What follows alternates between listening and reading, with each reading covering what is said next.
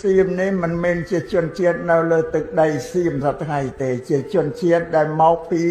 ประเทศเจนแคดยูนันซีมนี้กรมก็เราสมเปิลจีเจ้าต้องปรอกต้องสลายอย่างมาแล้วบอเราสิทเจ้า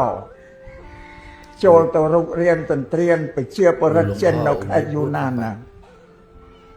ก็รัฐาภิบาลในประเทศเจนนั้นที่จัดพิธีการที่กำจัดเด่นเจนที่สระเด่นอัดอ้อยเนา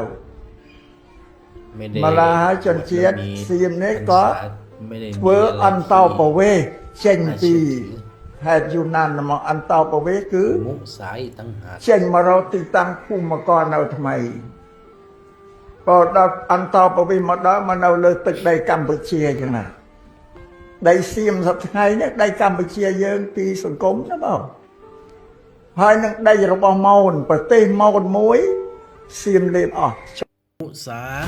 ไม่แหกตาดูเหรอตัวเองอายุเท่าไหร่ตัวเองอายุก็ไม่เกิน70หรอก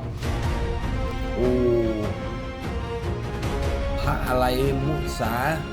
พูดไม่เป็นความจริงไม่รู้เหรอว่าประเทศไทยเนี่ยตั้งแต่สมัยไหนสมัยกรุงธนบุรีสมัยสุโขทัยสมัยกรุงรัตนโกสินทร์เกิดมาเป็น200กว่าปี300กว่าปีแล้ว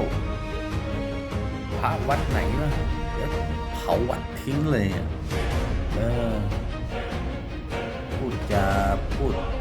อดมดเท็จโกหกไปทั่วเลย